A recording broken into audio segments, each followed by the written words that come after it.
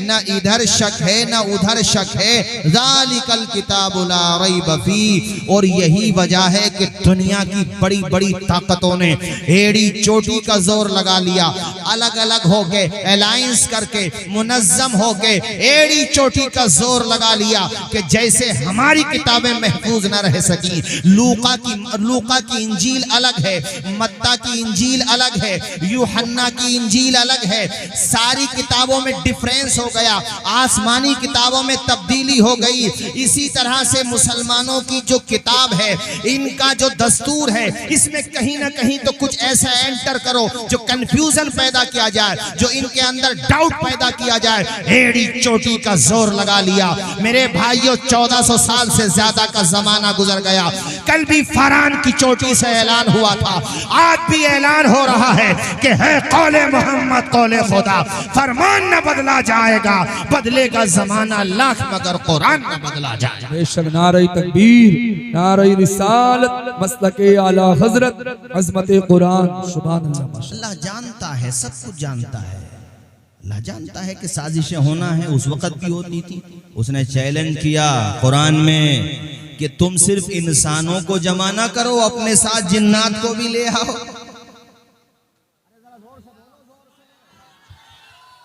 अल्लाह ने कहा कि तुम जिन्नात को भी ले आओ और एक दूसरे के अलायंस पार्टनर हो जाओ, एक दूसरे की मदद भी करो। पूरा कुरान छोड़ो, इसकी तरह एक आयत लाके दिखा दो। यार जोर से नहीं बोलोगे? कितने खुश नसीब हो, कुरान जैसी किताब मिली है। वो घर बैठे मिल गई ना अतीक भाई, इसलिए कदर नहीं करते। इन्हें क्या पता कुरान कितनी अजीम किताब है। आज दुनिया कुरान पढ़ पढ़ के चांद पे पहुंच गई, कहां से कहां तरक्की कर ली, कैसी कैसी इजादात कर ली, मगर तुमने जुज़ान में सजा के रख दिया कुरान। तुम्हें पढ़ने की तौफीक नहीं होती कुरान। ओ भाई, तू कुरान पढ़ना तो शुरू कर, तेरी जिंदगी में इनकलाब आ जाएगा, तेरी जिंदगी में बहार आ जाए। मेरे हुजूर फरमाते हैं अपनी औलाद को 3 बातें जरूर सिखाओ। अच्छा माशाअल्लाह हमारे खतीब ज़ी वक़ार, माशाअल्लाह नौजवान आलिम दीन हमारे हज़रत मौलाना जाकिर साहब जो पीलीभीत की सरजमीन से तशरीफ लाए, माशाअल्लाह बड़ा उम्दा खिताब किया। हुजूर फरमाते हैं 3 बातें जरूर सिखाओ। क्या? हुब्बु नबीयिकुम, अपने नबी की मोहब्बत, अहले बैत की मोहब्बत और कुरान की तिलावत। कहाँ है माहौल कुरान पढ़ने का? सुबह उठते ही अखबार पढ़ा जाता है या मोबाइल की स्क्रीन पे निगाहें आलूदा की जाती हैं। कहाँ पढ़ा जा रहा है कुरान? अगर कुरान पढ़ा जाने लगे, कुरान को समझा जाने लगे, कुरान की रोशनी में जिंदगी को गुजारने का मिजाज बन जाए, तो रब्बे काबा की कसम मौजूदा दौर के दिन रात बदल सकते हैं, मुल्क के फिक्र नजरियात बदल सकते हैं। तुम बदल जाओ तो हालात बदल सकते हैं। हर लफ्ज को सीने में बसा लो तो बने पहाड़। हर लफ्ज को सीने में बसा लो तो बने पहाड़। ताकों में सजाने को ये कुरान नहीं है, ताकों में सजाने को ये कुरान नहीं है, कुरान नहीं है।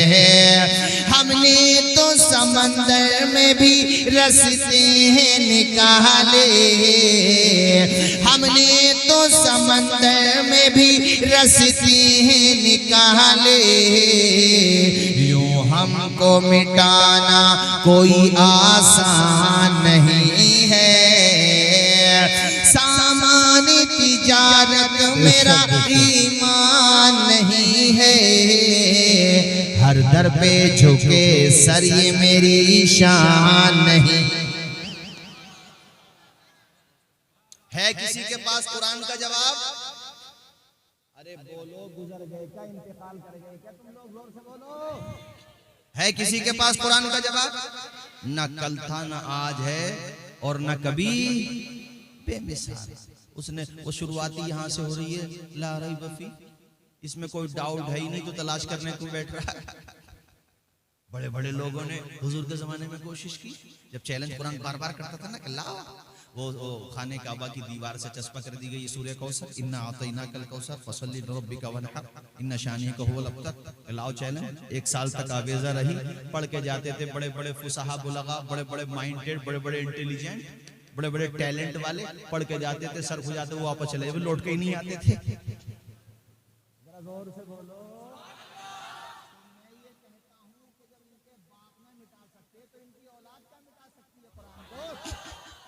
चैलेंज कर। वो एक दफा इन्होंने तलाश किया, अब्दुल्लाह इब्ने मुकफ्फा नाम का एक बहुत बड़ा अदीब था, बहुत गजब का शायर था, और उसको इतनी महारत थी कि फिल बदी अरबी में अशार कहा करता था। उसके दर्जनों सैकड़ों शागिर्द थे। सारे मक्का वालों ने मशवरा किया, यार अब्दुल्लाह इब्ने मुकफ्फा है जो मोहम्मद बिन अब्दुल्लाह का जवाब दे सकता है सल्लल्लाहु अलैहि वसल्लम। हुजूर का नाम आया करे तो पढ़ा करो सल्लल्लाहु अलैहि वसल्लम। लेकर के आगे घेर घार के उसने आज तक कुरान सुना नहीं था। वो जब आ गया, मक्का वालों ने कहा चलो अब्दुल्लाह इब्ने मुकफ्फा हमने आपको तैयार किया है, चलो उनकी चौखट पे चलो, चल करके वहीं पे मुनाजरा करेंगे। वो बार बार चैलेंज करते हैं, कभी कुरान कहता है 10 आयतें ला करके दिखाओ, कभी कहता है 1 सूरत ला करके दिखाओ, कभी कहता है 1 ही आयत ला करके दिखाओ। चलो तुम्हें मुकाबला करना है, उनकी अरबी, उनकी फसाहत और बलागत का तुम्हें मुकाबला करना, मुनाजरा करना। अब्दुल्लाह इब्ने मुकफ्फा को वो घेर घार के मेरे नबी की चौखट तक लेकर के आ रहे थे। रास्ते में एक बच्चा कुरान मजीद की तिलावत कर रहा था। जरा ऊंचा बोलो, ऊंचा बोलो। हमारे नबी की उम्मत में एक बच्चा, छोटा सा बच्चा था, वो कुरान मजीद की आयत पढ़ रहा था। अब्दुल्लाह इब्ने मुकफ्फा वहीं पे ठहर गया, उससे पूछा मा तक़रऊ या गुलाम, ए बच्चे तू पढ़ क्या रहा है? उस बच्चे ने कहा अना अक़रउल कुरान, मैं कुरान पढ़ रहा हूँ। अल्लाह अल्लाह, इतना असर पड़ा कि कदम उधर बढ़ रहे थे, बैक होने लगे, वापस आने लगा। तो वो जो उसके साथ जा रहे थे, उसके जितने भी चाहने वाले थे, उसको जो भी चढ़ा करके समझा करके ला रहे थे, वो सारे लोग उसे धकेल रहे थे आका की चौखट की तरफ। वो वापस हो रहा था अपनी चौखट की तरफ। बार बार लोगों ने कहा अब्दुल्लाह इब्ने मुकफ्फा क्या हो गया, अभी तो तेरा मुनाजरा भी नहीं हुआ, तू क्या शिकस्त खा गया? कहने लगा मैंने बच्चे की तिलावत सुन के अंदाजा कर लिया कि ये जो कुरान है किसी इंसान का कलाम हो ही नहीं सकता, ये तो खुदा का कलाम है। और इंसान से मुकाबला कर सकता, खुदा से कैसे कर सकता है? तो मक्का वालों ने कहा क्या मतलब? का मतलब ये है कि मैं नहीं जाऊंगा, इससे पहले कि और ज्यादा इंसल्ट हो जाए, वापस होने ही में फायदा है। मैं कहा मुकाबला कर सकता हूँ, मुझे अंदाजा हो गया। बरेली के इमाम अहमद रजा कहते हैं, बड़े प्यारे अंदाज में आला हजरत कहते हैं, तेरे आगे यूं हैं दबे लचे फुसहा अरब के बड़े बड़े। जरा मचल के बोलो, तेरे आगे यूं हैं दबे लचे फुसहा अरब के बड़े बड़े, कोई जाने मुंह में ज़बान नहीं बल्कि जिस्म में जान है। ए बेटा तू खड़ा होना, ए लड़के, ए खड़ा हो बेटा, डरो मत, खड़े हो जाओ। कितने साल की उम्र होगी तुम्हारी? बैठो, ये बताओ। 13 साल? कौन हो बेटा 13 साल के? आप हो? खड़े हो, जल्दी खड़े हो, देखो सारे लोग देखो, इसे देखो बच्चे को जरा, ये दुनिया भी देखे जरा, ये कैमरे लगे हुए हैं, दुनिया भी देखे। बैठ। कितने साल की उम्र है? सिर्फ 13 साल। 13 साल। अल्हम्दुलिल्लाह से लेकर वन्नास तक पूरा कुरान मजीद सीने में महफूज है। आसान समझ रहे हैं? अल्लाह ने कुरान में कहा कि पहाड़ पे भी नाज़िल करता तो पहाड़ रेजा रेजा हो जाता। ये तो मेरे नबी का सीना है। मगर कारी साहब उम्मुल मोमिनीन आयशा सिद्दीक़ा फरमाती हैं, बुखारी की हदीस है कि हुजूर पे जब वही नाजिल होती थी तो आपकी मुबारक पेशानी पे पसीने शरीफ के कतरात टपकने लगते थे। किसी सवारी पे आप बैठे होते थे तो वही के बोझ से वो सवारी झुक जाती थी, मगर फिर भी हुजूर का सीना देखो कि वही के बोझ को और फिर कुरान मजीद की अज़मत और हैबत को अपने सीने में बसाता चला गया। और हुजूर के सदक़े में आज करोड़ों अरबों उम्मती हैं जिन्होंने कुरान को अपने सीने में महफूज कर लिया है। दुनिया में किसी भी मजहब में धार्मिक किताब का कोई हाफिज दिखाओ कंप्लीट।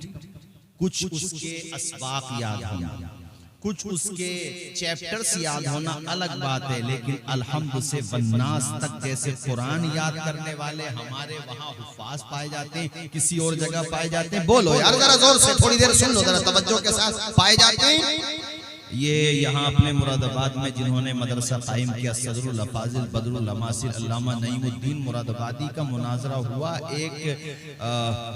मुनाजरा हुआ, समझ लो किसी से हुआ, आप समझ गए हो किससे हुआ।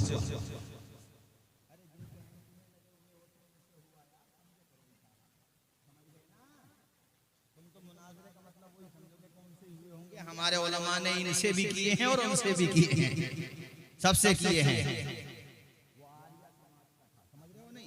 वो सामने स्टेज उनका, इधर अल्लामा का, सदरुल फाजिल का।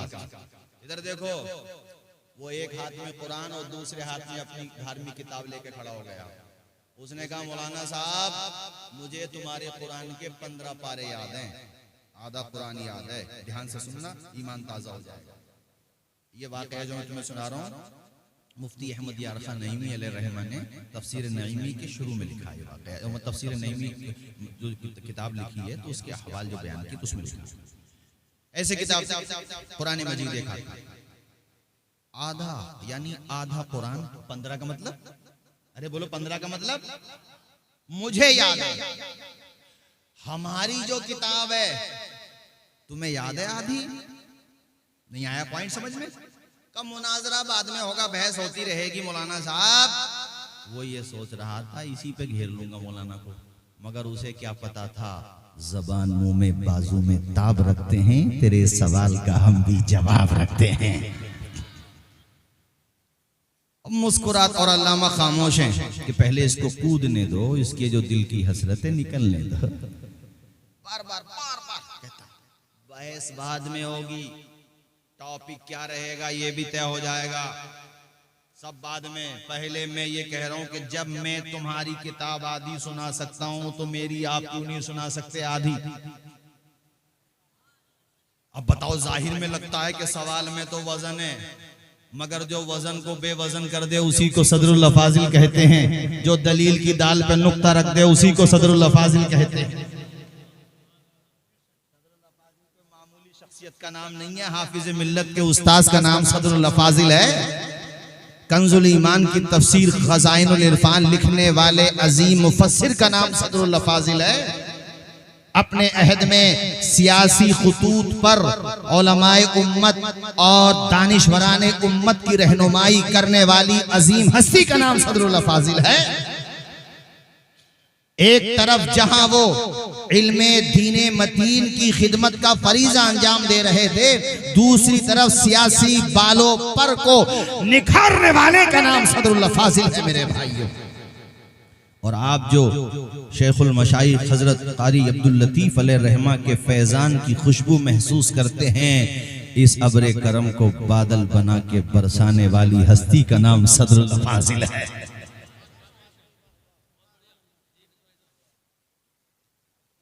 वो तो ये है कि हमारे वहां शख्सियतों को भुला दिया गया। सदरुल अफाजिल बहुत बड़ी शख्सियत, बहुत बड़ी। हमारे दोस्त हैं मुफ्ती जुल्फिकार साहब, उन्होंने मुकम्मल काम किया हजरत की सवाने पर, बहुत अच्छा काम किया माशाअल्लाह। तवज्जो है आपकी? भूले तो नहीं है? क्या बता रहा था बताओ? एक हाथ में, अरे तुम भूल रहे हो क्या सुन रहे हो? तुम बहुत ध्यान से सुन रहे हो, जल्दी शादी हो जाएगी अल्लाह ने कहा। आमीन तो कह दो, क्या परेशानी है? आमीन हो गई या होगी? दूसरी हो जाती आमीन। तो मना थोड़ी है भाई, कोई इजाजत है शरीयत में यार, इस पर तो बोलना चाहिए। हाँ लेकिन भैया घर में मशवरा कर लियो पहले, कोई डंडा चलेगा। तवज्जो है? हमारे अतीक भाई बड़े गदगद हैं माशाअल्लाह, मेरे बड़े देरीना साथी हैं, बड़े अजीज हैं हमारे। ओ पहलवान इधर देखो, इधर एक हाथ में कुरान, दूसरे में अपनी किताब। सवाल क्या कर रहा है वो ये कह रहा है कि मुझे आपके कुरान के 15 पारे याद हैं, मतलब आधा कुरान हिफ्ज है। उसूली बात यह है कि जब मैं आपको आपकी धार्मिक किताब का आधा हिस्सा सुना सकता हूं तो पहले आप भी हमारी किताब का आधा हिस्सा सुना दो। उसका सवाल आपको माकूल लग रहा है कि नहीं लग रहा? सदरुल अफाजिल खड़े हुए, मजमा बेचैन है कि हमारा इमाम क्या जवाब देगा। निगाहें मुंतज़िर हैं, दिल की धड़कनें बढ़ रही हैं कि हमारा इमाम क्या जवाब देगा। आए हाय, आपने करवट बदली और मुस्कुरा के फरमाया, जनाब ये हमारी किताब है, तुम्हें याद है और हमसे कह रहे हो कि हम तुम्हें तुम्हारी सुना दें?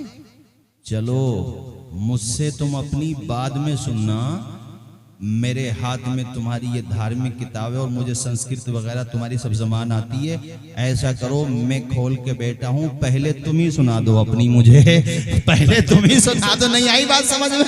पहले तुम ही सुना दो। अब वो याद हो तो सुनाए, कहा मैं बाद में सुना दूंगा, पहले तुम मुझे सुना दो।